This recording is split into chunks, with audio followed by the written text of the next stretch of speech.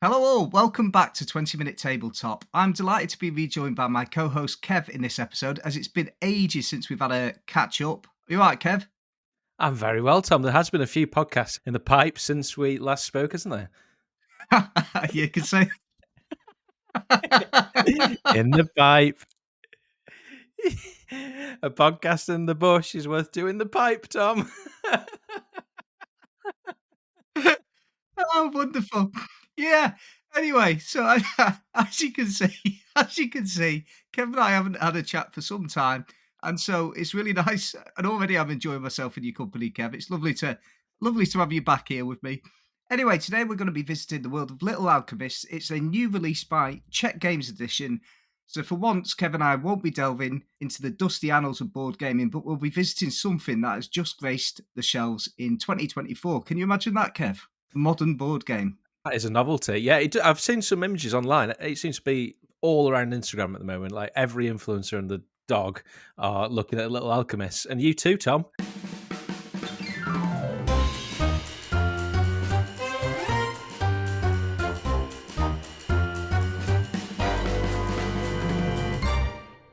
Anyway, Kev, seeing as it's been a while since we've been able to catch up, I thought it'd be nice to delve into some of our previous podcasts. I would be interested about your guilt shelf games, or as Edwin from our Discord more positively calls it, the shelf of opportunity, which is now how I'm referring to that particular area of my Kallax. Yeah, my shelf of opportunity is actually fairly modest. I've got too many bones. I actually sold the big box after speaking the other podcast about, big piles of grey plastic shame. It made me look at my shelf afresh.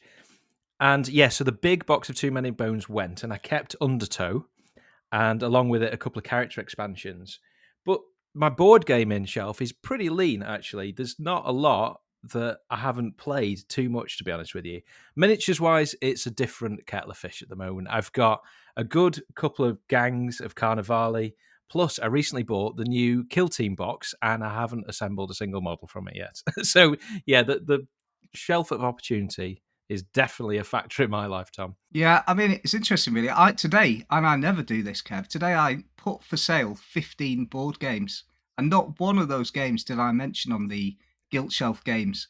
I've kept all the ones that I've never played. I've decided to pass on some of the ones that I just feel like I've had my time with now to a different home.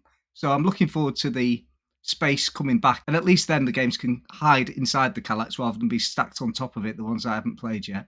Yeah, it was quite liberating actually thinking about what we chatted about a few podcasts ago, where, you don't have to hang on to the games just because you played it and you liked it. Maybe it's had its time, you've had your money's worth, and you can move it on. And I feel that way about Spire's End now. That is sat next to me, and I've even got some beautiful limited edition cards in it. But, I've played through this big interactive fiction game a couple of times now, experienced a few different outcomes. And, I don't think I'll ever do it again. So I'm going to pass it on for someone else to enjoy the story as well, I think. Yeah, I remember listening to you talk about Spire's End on the excellent podcast. I'm not going to praise you to your face because I've already praised you in the episode I did on Guilt Games. And I think I'm going to praise you on one of the later episodes as well because I was still thinking about it at that time. But I really enjoyed that episode. And I did have a go at that 1930s fiction game. What was it called again? Consider the Consequences. Yeah. Oh, that was wonderful. I put a link on the Discord channel. I don't know if anybody else has had a go, but it is absolutely cracking. Doesn't take long to play through either, does it? It's about, 10, 15 minutes of your life? Oh, for each story, 10 or 15 minutes. But they're brilliant. I would love to chat to those authors who are now presumably long dead about what kind of tone. Was it serious and of its time? Or did they actually have it tongue-in-cheek? Poor Jed. His mother has a stroke on the day of the wedding. I mean, that to me was just dark comedy. But I don't know whether it was intended as such. Yeah, well, unfortunately, when I played it, Jed didn't do so well either for me, to be honest, Kev.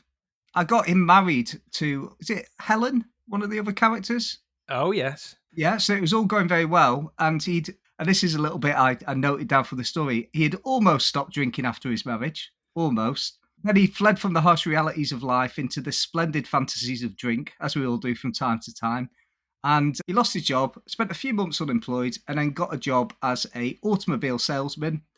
At which point, Jed thought, now's the time to re-establish my drinking habit, and did. And therefore, He had a serious accident and died. So yeah, it Why, didn't go so well. sweet Jed. Jed, what's happened? I thought I'd just give him a nice career painting with Helen, but you managed to kill the poor person off. Goodness Yeah, me. I did. I did. But yeah, I mean, really good fun, that 1930s. And if you don't know what we're talking about, if this is the first time that you joined the podcast, then that is episode 40, I think, which you did on the history of interactive fiction. Yeah, and that was the first ever fighting fantasy type interactive fiction. Obviously not fighting fantasy, but it was in Jed's case. He was fighting with a brick wall by the sounds of it, by the end of it. So yeah. Anyway, should we move on to the task in hand, which is to talk about Little Alchemists, which is a game from Czech Games Edition, came out this year, and obviously they brought that game out in the run up to Christmas. It's a family weight game, and I'm happy to talk to you about it because I've spent quite a long time now, maybe 3-4 hours playing it with the kids. And it was that an enjoyable 3 or 4 hours, Tom? Because, I played a few children's versions of board game, Ticket to Ride, children's edition. And we've said before, a lot of these just don't need to exist. What about this? Does this need to exist, Tom? Well, if you talk to Czech Games Edition, what it says is it's a game that's designed to be accessible to young players while still offering enough depth to keep adults entertained. And what I would say is, yeah, of course, as an adult board gamer, I would rather be playing probably a more complex strategy game. In fact, in 2014, they brought out a version of this game called Alchemists, which was far more designed for experienced gamers. However, what they've done that's really, really, really clever on this game is they've scaled it. So you've essentially got 7 chapters, and the first chapter that you're playing, I was playing it with my 12-year-old, my 10-year-old, my 7-year-old. And my 12-year-old was kind of thinking, well, this is a little bit easy for me. And my 10-year-old said to me during that game, he said, Dad, and I almost felt terrible. He said, Dad, every time we play a board game, can we please play this? Because you don't have to tell me what to do. And I was thinking, oh my goodness, what a sad life this little boy has led. Every single time we play a game, Dad, I feel like you need to tell me what to do. But in this one, I just get to do it and I don't have to talk to you about it and I make all my own decisions. And then what happened as the game moved on through these chapters? And what I'm going to do today is I obviously I've played it through a little bit, but I'm going to kind of stick at it from a chapter 1 perspective and establish what the core of the game is. Because it is a game essentially that you're opening boxes. It's not a legacy game. It's literally a game a bit like Dorf Romantic, where you open boxes as you're going through. And the way you do that is you stick little keys on these boxes. When you accrue enough, you get your mobile phone, you scan the box, and this amazing animation comes on, and a wizard starts talking to you and explains what's in the box and the rules of that box.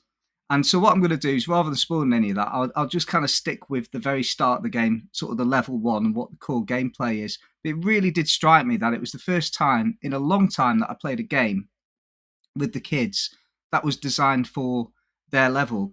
And you asked me, did it hold my interest? And the reality is, it's a really, really, really good game.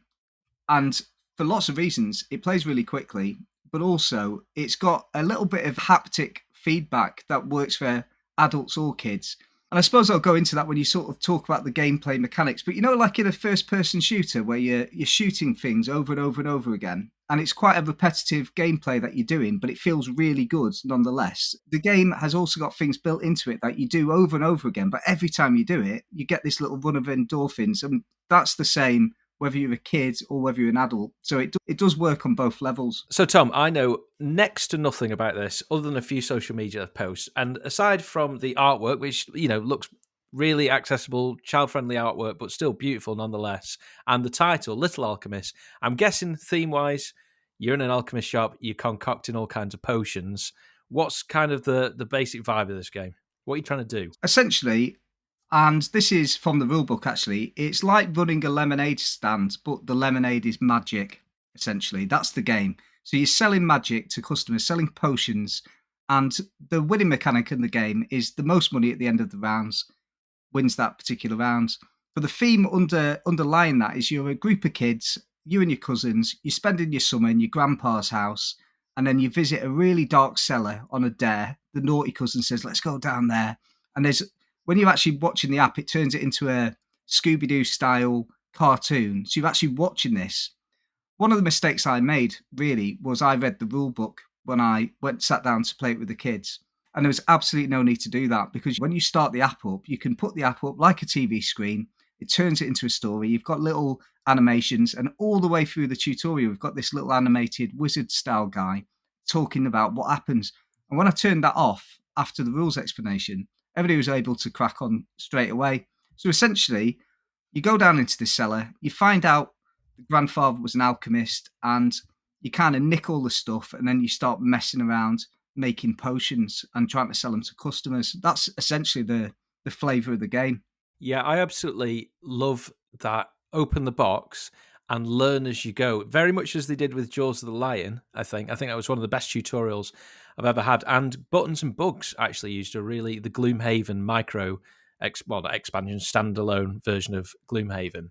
Used an app called Dized, Dized, which it sounds very similar. You know, you scan a QR code, and as you play the game, it takes you through scenarios, and you're up and running without ever reading rules. I do think that's the future, and I think with Dized, which is worth looking up if you haven't already, they seem to be adding this functionality to the games that didn't have it originally. I imagine you could do it for Carcassonne, for example.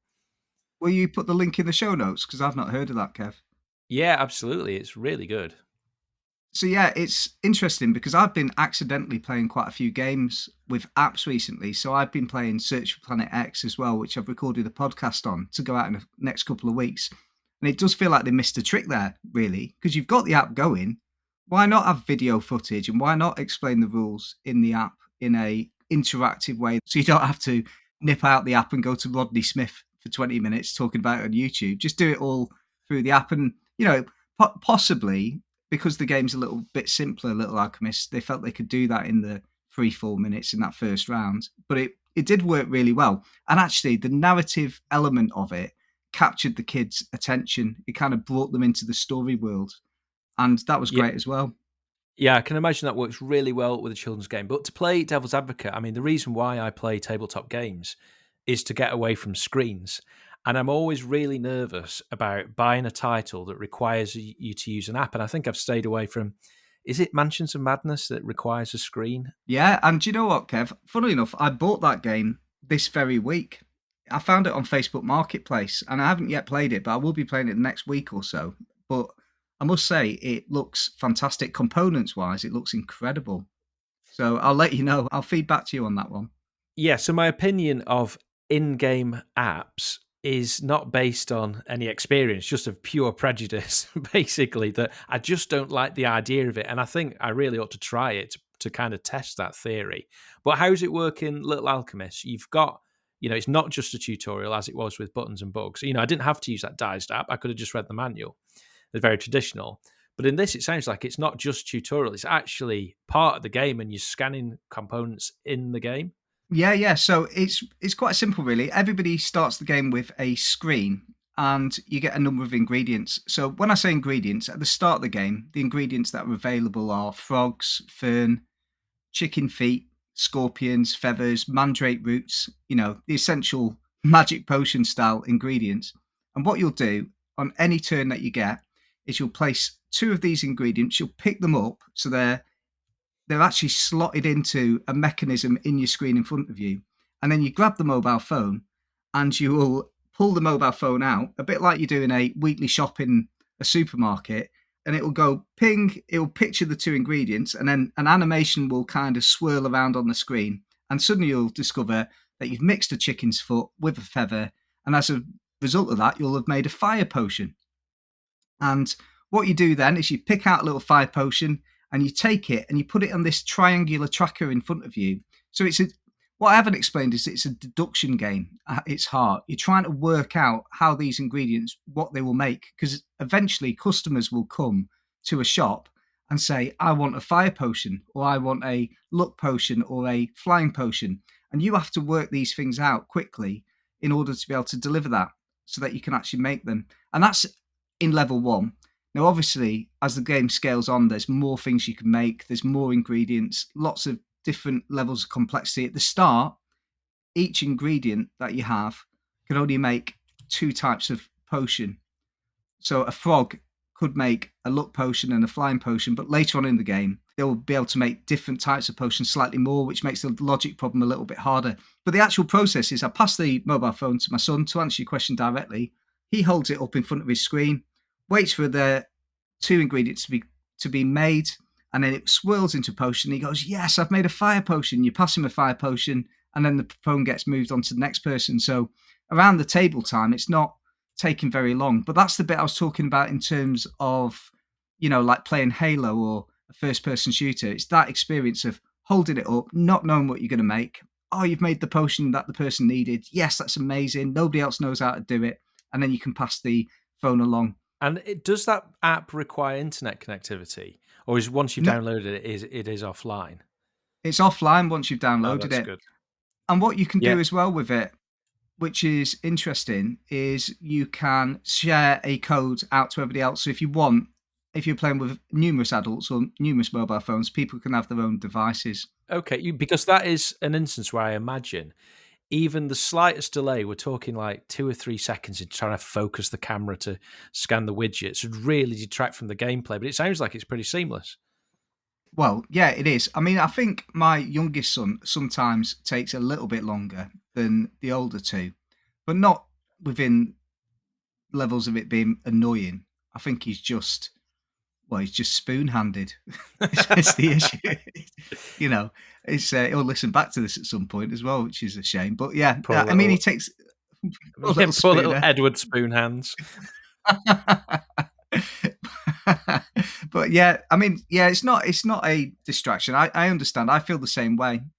Was worried about that with Planet X as well when I played it, but it just feels like an extra board game component rather than an actual mobile phone. It loses its functionality as a phone at the time that you're passing it around. So it sounds very much like this is the first bit of the game. It's basically a logic puzzle. You're scanning different components, working out what potions they make, and you're selling them to customers. Does it advance on from there, or is that in essence the game? No, no, it advances on from there, and it becomes more complex as a deduction problem, and obviously the number of potions that you can make increase as well. And I don't want to say too much more about it, just in case there are lots and lots of spoilers. I'm not fully through the game myself yet, but it is scaling up quite nicely as you go through these different chapters. Again, one of the lovely things as well is when you're cumulatively trying to collect little keys and you're putting them on the new box. Again, when you scan that with the app, you get an end. So you almost get a narrative at the start of the game with this little wizard.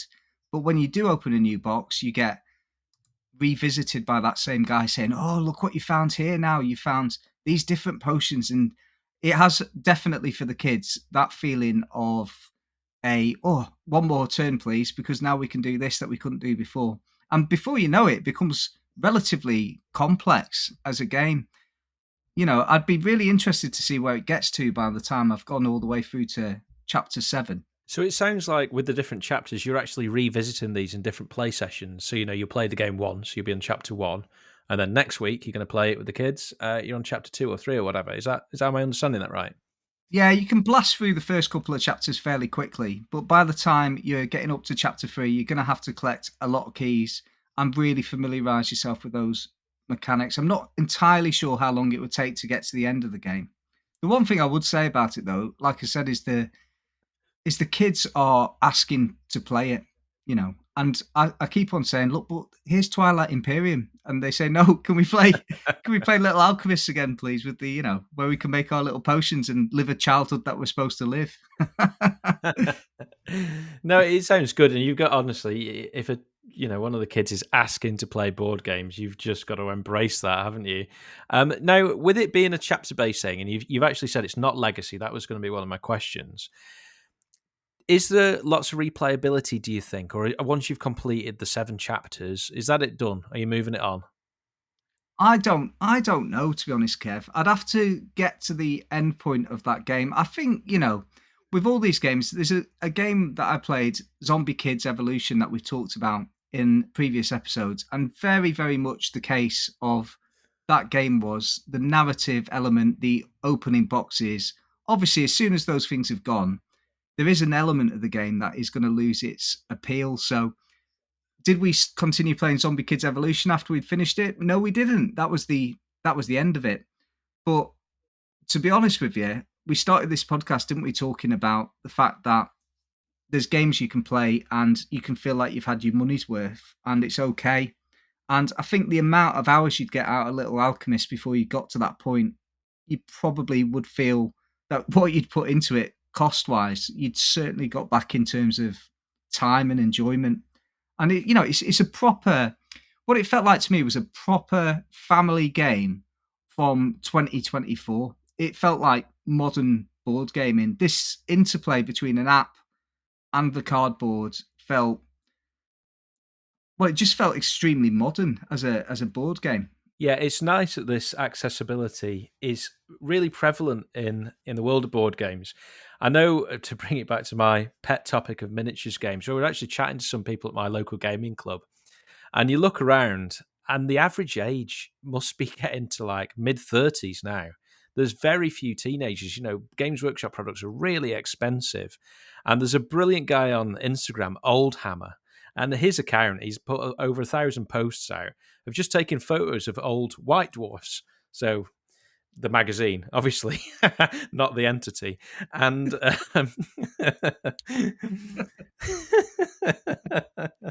Come here, Bilbo.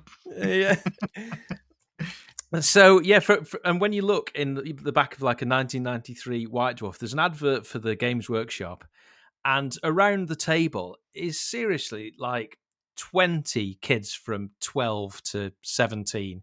Absolutely. And I remember those days. Preston Games Workshop was my local one. The parents would go shopping. You get dropped off to the poor people in Games Workshop who basically be babysitting a load of, 13 and 14-year-olds being geeks. But that culture seems to have almost disappeared. It's prevalent in Pokemon. I think one of the guys in the Discord, Norm, actually, said he went to a Pokemon tournament and it was really, a cross section, really, of the gaming community. But it's less so, I think, with miniatures, and it's a shame. Where's the future going to be? I feel like we're the railway modelers, of the future, the same way we view guys in the lofts with the train sets. That's what miniature gaming could be if we don't have a similar kind of accessibility point that board gaming's got. So I think it's amazing that these products exist. Yeah, I can see your point totally. I mean, I know that because Christmas is coming up and my son wants to buy into the Warhammer universe, and I'm kind of bulking at the prices. And I know you're going to get gameplay out of it, but it isn't a cheap entry point at all, is it? I mean, what's interesting for me is I realised about myself is that I'd potentially been a little bit snobby because as a parent you start thinking, well, why would I ever get my little Everdell, or Little Everdell or Little Car? My children could play Carcassonne from the age of 2, and then you start thinking, yeah, well, they could play it, but are they accessing a product that is designed for them, for that age, that they're loving? Am I, as a gamer, kind of moving them away from that field? And it's from that love that you'd build at an early age, playing something that is age appropriate, that would build a longer love of the hobby in general. So I think you just got to be careful about that. Well, I do, not people listening. I'm sure you parent better than me, but just personally speaking, it did make me reflect on some of the mistakes maybe I'd made with my kids. No, I think that's a fair point. I mean, I've got 2 children, 5 and 8. Ted, who's 8, pretty much hates Lego, and Max loves it. But what we did is I found various really complicated Lego Technic sets from the charity shop that I built with Ted as a youngster. And I think it's turned him off because it wasn't age appropriate. Whereas we just let Max have the free play and he absolutely loves it. So there's definitely something about it of kind of forcing them down your path. And let's face it, kids eventually are going to hate what the parents like, just even if that comes at teenage rebellion step. So yeah, I think introducing them and having these products that match in with kind of the natural pace of it is brilliant.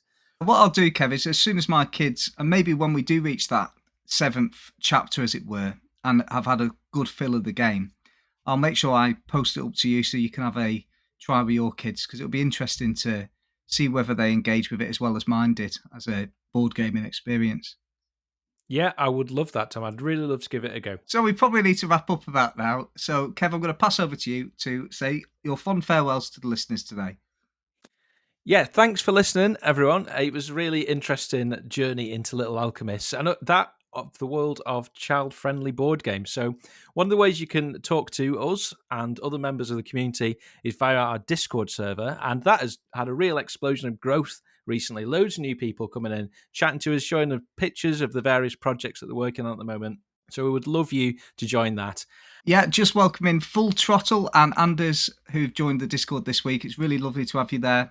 Anders has joined the podcast from Norway and has doubled our amount of listens in Oslo. Honestly, if you want to talk to us, it's a welcoming community, so do pop in. And if you want to support us a little bit more, then we do have a Patreon where each week we share Foldscapes, which is some 2D wargaming terrain that folds flat to an envelope, and you can fill an entire battlefield in a matter of seconds. It all pops up. So if that sounds good, then jump on the Patreon. But if not, then we're just happy to have had you listen, and we look forward to seeing you next week. Next week, we're going to have a double podcast episode. There's going to be one out on a Tuesday and one out on a Thursday. It was an accidental situation that occurred where we were recording a podcast on Rising Sun and Blood Rage and got so carried away with the conversation that we realised it was 40 minutes. So we divided that into two. So there'll be 2 episodes next week, one on a Tuesday featuring Blood Rage, if that floats your boat, anybody, and then Rising Sun, which is a counterpart to Blood Rage, same designer, very similar area control game, will be coming out on Thursday, and we kind of talk about the differences between the two. And we've been talking so much now, Kevin, the end of this podcast. It just feels like we've been talking a long time. We've gone into like an infinite loop of goodbyes. This is absolute madness. This is like a hall of mirrors. Oh my goodness! I'm going to take it around the back of the shed and shoot it. Thank you for listening. Goodbye.